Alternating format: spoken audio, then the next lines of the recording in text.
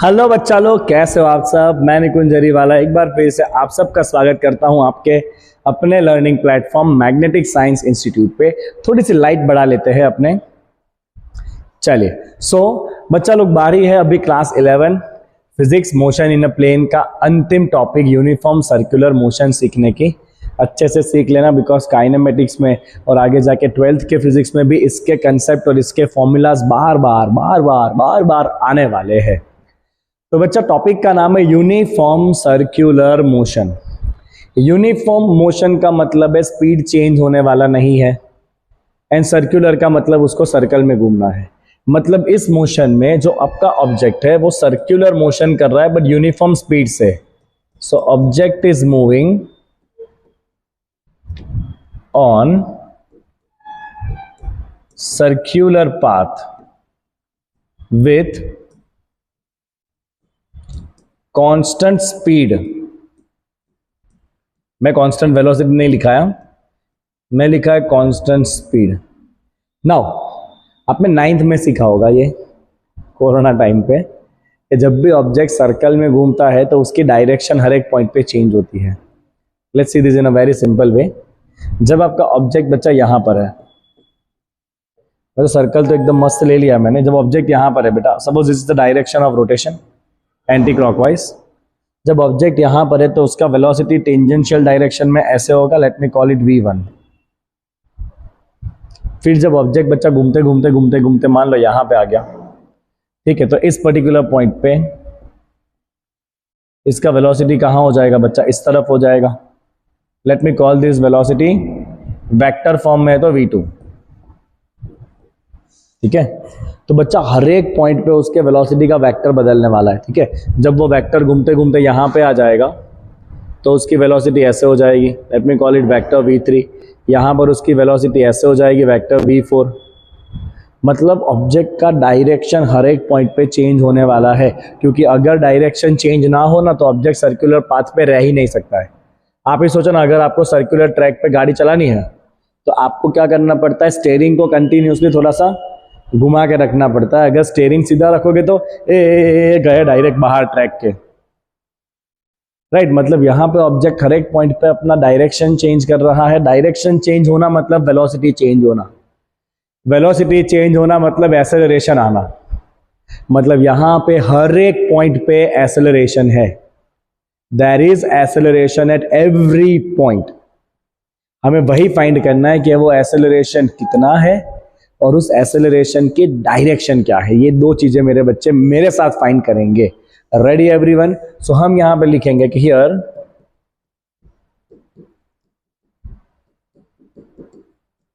Direction of velocity changes at every point, right? Hence there is an acceleration at every point। ठीक है बच्चा, चलो अब ध्यान से देखना सब लोग, एक्सेलरेशन कैसे करना है। तो बच्चा, एक्सेलरेशन वेक्टर होता है आपका change in velocity by change in time. This is the acceleration, right, which is delta v by delta t। तो देख लो, कुछ टाइम के पहले सपोज है टाइम t इक्वल टू 0, ये पोजीशन था ऑब्जेक्ट का और वेलोसिटी इस तरफ थी। और कुछ टाइम के बाद आफ्टर टाइम डेल्टा t, अपने इसी के ऊपर फोकस करते हैं, यही दो केस के ऊपर। आप कोई भी सर्कल बना सकते हो, right. Suppose this is the position at time t equal to delta t। तो बच्चा, डेल्टा t टाइम के बाद ऑब्जेक्ट यहां पे आ गया और आप उसकी वेलोसिटी की डायरेक्शन चेक कर लो, कहां हो गया, वर्टिकली ऊपर की तरफ। तो मुझे बताना है एक्सेलरेशन क्या है। अब मैंने देखा कि मुझे चेंज इन वेलोसिटी करना है बच्चा। चेंज इन वेलोसिटी का मतलब है vector v2 minus vector v1। ले, दो वेक्टर का सब्ट्रैक्शन, दो वेक्टर का सब्ट्रैक्शन। बोलो, सब्ट्रैक्शन के लिए क्या करेंगे बच्चा, वेक्टर कैसे जोड़ेंगे, टेल टू टेल। तो कौन कौन से वेक्टर टेल टू टेल जोड़ने बच्चा आपको, v1 एंड v2। तो देखो, मैं तो बड़े प्यार से बड़े आराम से एक ट्राइंगल क्रिएट करने जा रहा हूं, आप भी मेरे साथ साथ करना। तो मैंने यहां पर ले लिया है बच्चा वेक्टर v1 और उसी के टेल पे उतने ही साइज का मैं लगाऊंगा वेक्टर v2, उसी उतनी ही साइज का। हाँ, और मैं आपको थोड़ा प्लान दे देता हूँ कि फाइनली आपका जो आंसर है ना वो पार्टियां बिठा के आपको सेंटर से पास करना है। चलो, तो इसके टेल पे मैंने जोड़ दिया बच्चा उसी साइज का वेक्टर v2। तो वो जो आपका डेल्टा v है, चेंज ऑफ वेलोसिटी, वो ये वेक्टर हो जाएगा आपका v2 minus v1। This is the vector change of velocity delta v। समझे कि नहीं? चलो, कहां से पास हो रहा है देखो तो, ये डेल्टा v कहां से पास हो रहा है? From the centre. ऐसा फिगर नहीं बना तो आपका फिगर गलत, ऐसा फिगर नहीं बना तो आपका फिगर गलत। Is that clear? ये फिगर बनना ही चाहिए और ये डेल्टा वी सेंटर में से पास होना ही चाहिए कंपलसरी। तो हम यहां पे एक और स्टेटमेंट लगाएंगे बच्चा, here delta we is passing from the centre, right. मतलब जो भी आपका एक्सेलरेशन होगा वो सेंटर में से पास होगा, तो इसीलिए इस एक्सेलरेशन को कहते हैं centripetal acceleration which always act toward the centre. किसी भी पॉइंट पे डेल्टा वी का एरो जो है ना वो सेंटर में से पास होगा। आप कहीं पे भी ऐसा ट्राइंगल बनाओगे तो, राइट। तो this acceleration is called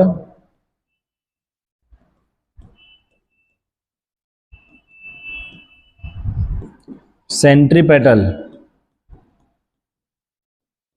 acceleration AC। This is the centripetal acceleration AC। इसका अपने को वैल्यू लाना है, कितना बनेगा। यहां तक क्लियर सबको? चलिए, अब सिंपली देखिए बच्चा, तो ये है आपका स्टार्टिंग पोजीशन वेक्टर R1 और ये है आपका फाइनल पोजीशन वेक्टर R2। तो इतना हुआ बच्चा डिस्प्लेसमेंट, कितना, यहां से यहां पहुंचा ना, तो this is the displacement delta R। तो this vector is delta R। तो बच्चा आप सिंपली अगर दो वेक्टर का सिमेट्रिसिटी चेक करें, कौन सा दो वेक्टर, एक ये ट्राइंगल जो आपको यहां दिख रहा है और एक ये ट्राइंगल जो आपको यहां दिख रहा है, तो आप सिंपली क्या लिख सकते हो बच्चा? आप सिंपली लिख सकते हो कि from similarity of two triangles.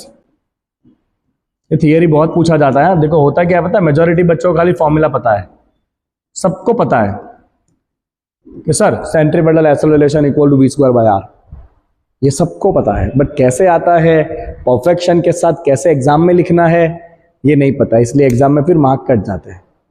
Figure से ही पहले तो टीचर समझ जाता है कि इसको फिगर बनाना ही नहीं आता, उड़ाओ इसके मार्क। ऐसा फिगर बच्चा परफेक्ट होना चाहिए, एरो सेंटर से जाना चाहिए। अब बुक में अलग फिगर दिया है, बुक में एक वेक्टर यहां रखा है, एक वेक्टर यहां रखा है, इधर बनाया है ट्राइंगल और एरो सेंटर से पास किया है।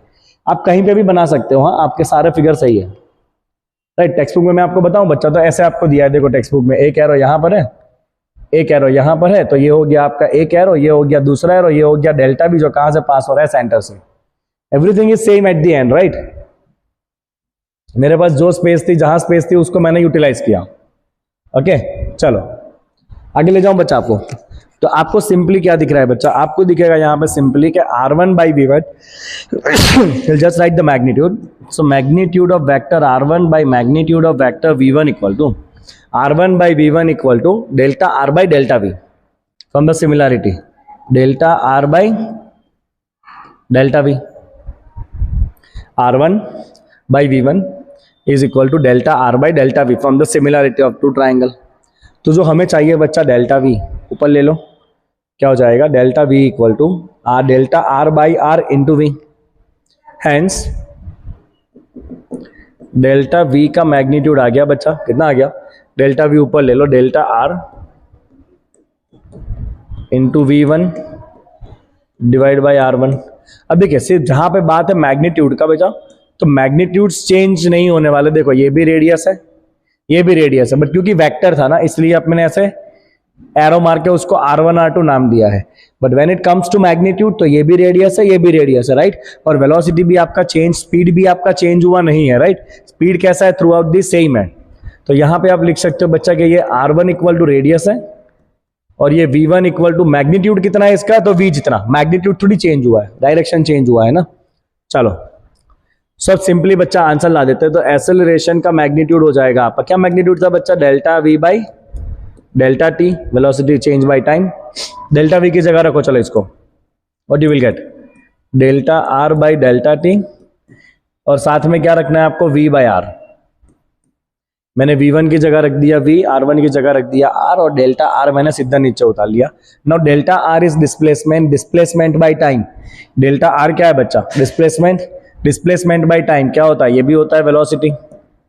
तो ये आ गया आपका formula of the centripetal acceleration which is v square by r. This is how it is proved. Centripetal acceleration equal to v square by r. इस तरह से बच्चा मिलता है वो. इतने प्रॉपरली आप स्टेप लिखते हो तब जाके आपको स्कूल एग्जाम में सही सही मार्क्स मिलते हैं. अंडरस्टूड? और इसका डायरेक्शन ऑलवेज कहां होगा? Toward the centre, right? So it always act toward the center.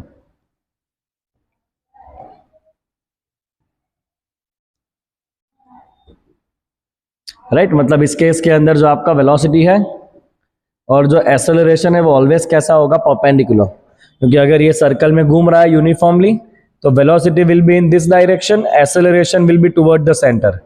You can take any point, velocity will be like this, acceleration will be like this toward the center. तो velocity and acceleration always कैसे होते हैं? एक दूसरे को perpendicular ही होते हैं. आई बात समझ में? अब बेटा ये रोटेशनल सर्कुलर मोशन से जुड़ा हुआ एक और वेलोसिटी होता है जिसे कहा जाता है एंगुलर वेलोसिटी. तो वो भी मैं आपको थोड़ा सा समझा देता हूं बिकॉज इसका थोड़ा डिस्कशन इन्होंने दिया हुआ है ऑलरेडी.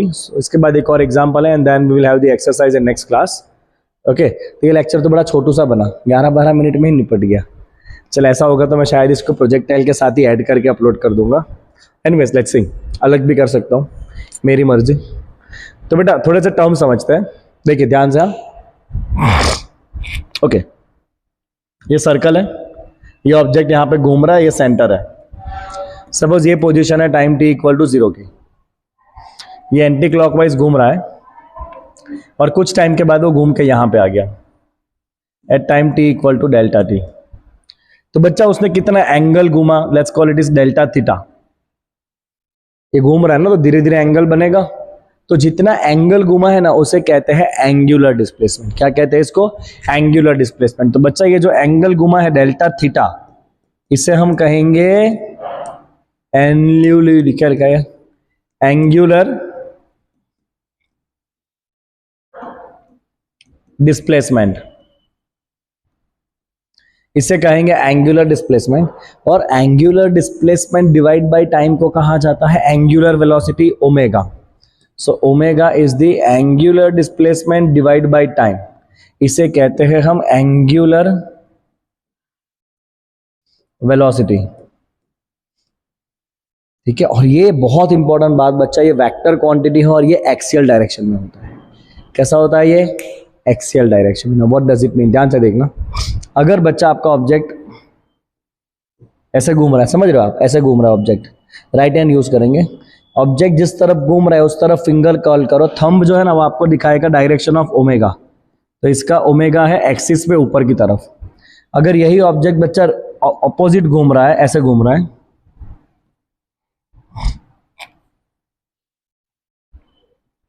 दिखा आपको, अब ये ऐसे घूम रहा है, यहां से आके फिर इधर से बाहर आ रहा है ऐसे, राइट? तो थंब कहां गया? नीचे. तो अगर थंब नीचे गया बच्चा मतलब इसका एंगुलर वेलोसिटी वेक्टर कहां पर है बच्चा? नीचे की तरफ है. तो ये एंगुलर वेलोसिटी बच्चा कैसा वेक्टर होता है? ये होता है एक्सियल वेक्टर. और मैंने आपको बता दिया इसका डायरेक्शन आपको किस तरह से निकालना है. सिंपली फिंगर कर्ल करनी है in the direction of rotation. Okay,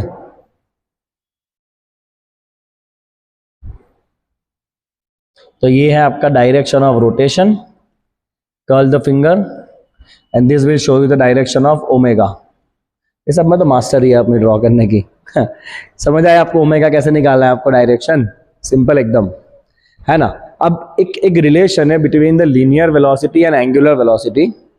क्या रिलेशन है मैं आपको फटाफट बताता हूँ लीनियर और एंगुलर वेलोसिटी के बीच का. तो बच्चा रिलेशन कहता है कि linear velocity is equal to angular velocity into radius, v equal to omega into R. याद रख लेना है, v equal to omega into R. v equal to omega into R. और जब भी बेटा रोटेशनल मोशन या सर्कुलर मोशन हो रहा है तो एक और फॉर्मूला बच्चा, वेलोसिटी होता है 2 पाई आर, मतलब एक सर्कल का length divide by time period t. और ये एंगुलर वेलोसिटी होता है बच्चा एक सर्कल का angle 2 pi divide by time period t. ये एंगुलर वेलोसिटी, ये लीनियर वेलोसिटी. अब आपने जो एसेलरेशन देखा बच्चा, क्या फॉर्मूला था उसका? तो एसेलरेशन था आपका v square by R, v की जगह रख दो omega into R whole square by R. तो देखो एक और फॉर्मूला हो गया बच्चा ओमेगा स्क्वायर इंटू आर, एक आर कट हो जाएगा। तो ये हुआ बच्चा एक और फॉर्मूला एसेलरेशन का, ओमेगा स्क्वायर इंटू आर। अब जब आप चैप्टर नंबर 6 में जाओगे रोटेशनल मोशन में, तो वहां पे ऐसे ही रोटेशनल मोशन होगा, बट वो यूनिफॉर्म नहीं होगा। उसमें रोटेशनल मोशन में ऑब्जेक्ट घूमते घूमते स्पीड अप करेगा या घूमते घूमते स्लो डाउन हो जाएगा। So that is non uniform rotational motion, circular motion, जिसे इन जनरल हम कहेंगे रोटेशनल मोशन। और वहां हम देखेंगे कि उस केस में एसेलरेशन के दो कंपोनेंट आते हैं, एक जो सेंटर की तरफ होता है और एक जो टेंजेंट की तरफ होता है। But that is the topic of rotational motion chapter. अभी रोटेशनल मोशन का काम नहीं है इस चैप्टर में, तो मोशन कैसा हो रहा है, सर्कुलर ही हो रहा है। आई बात समझ में? आई बात समझ में बच्चे? चल आगे बढ़ते हैं, ठीक है। An insect trapped in circular groove of radius 12 centimeter. So we have a radius of circular groove 12 centimeter. Moves along the groove steadily and completes 7 revolution in 100 second. क्या कहा है? 7 रिवॉल्यूशन इन 100 सेकंड। तो बच्चा एक revolution कितने time में होगा? 100 divide by 7 second. चलो और क्या है बता दो data. What is an angular speed? Omega. And the linear speed of the motion, चल एंगुलर स्पीड।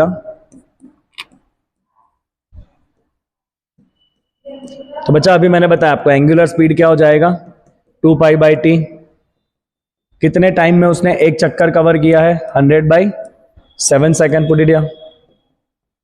तो ये हो गया 14 पाई बाई 100।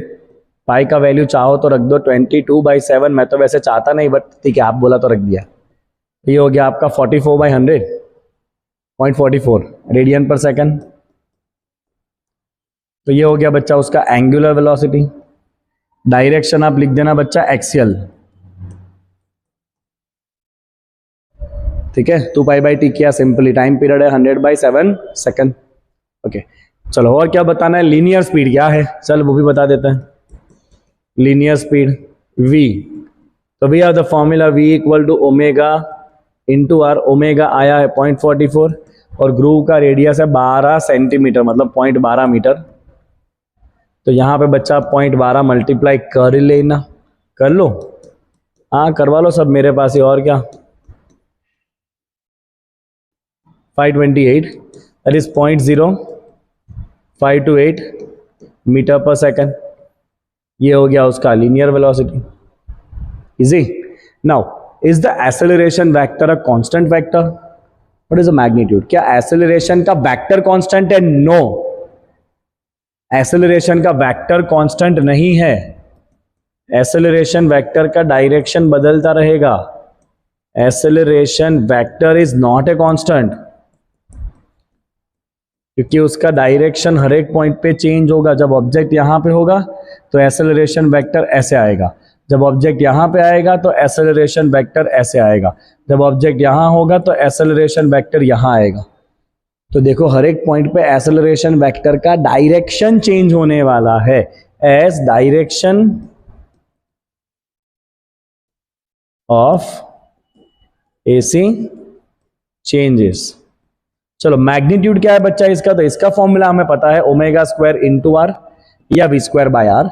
ओमेगा आया है 0.44, कर देना इसका स्क्वायर, और रेडियस का वैल्यू है बच्चा 0.12। इससे आगे का काम आपके हवाले, फाइंड कर लेना एक्सेलरेशन मीटर पर सेकंड। तो लो बच्चा एक और टॉपिक आपका हो गया सॉल्व। कौन सा topic? Uniform circular motion. 20 minute के अंदर थियरी भी हो गई और जो एग्जाम्पल दिया था वो भी हो गया। एंड आई होप कि आप थियरी का ये स्टेप बहुत अच्छे से समझे हो कि इसको किस तरह से ड्रॉ करना है, राइट। अगर ये एरो सेंटर से नहीं गया तो तुम्हारे मार्क्स हो जाएंगे 0, ठीक है बच्चा। ओके चले, यहाँ पे आज का सेशन भी होता है कंप्लीट।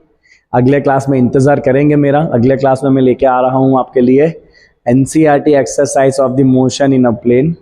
अभी एक्चुअली क्या है, मैं सुबह सुबह मेरे जेई वाले ऑफलाइन बच्चों को बुला रहा हूँ, नीट वाले ऑफलाइन बच्चों को बुला रहा हूँ, तो थोड़ा सा मुझे टाइम में इशू हो रहा है। बट एनीवेज काम करना है तो करना है, आपको भी टाइमली कंटेंट देना है तो देना है। अभी भी स्कूल एग्जाम के अंदर आपके ऑलमोस्ट 40 दिन बचे हैं और मेरे टारगेट के अकॉर्डिंगली नेक्स्ट 25 डेज में मैं जितना पोर्शन बचा है school exam point of view से निपटा लूँगा। ठीक है बच्चा, अब तक के लिए tata, bye bye, see you. मिलते हैं वापस अगले क्लास में।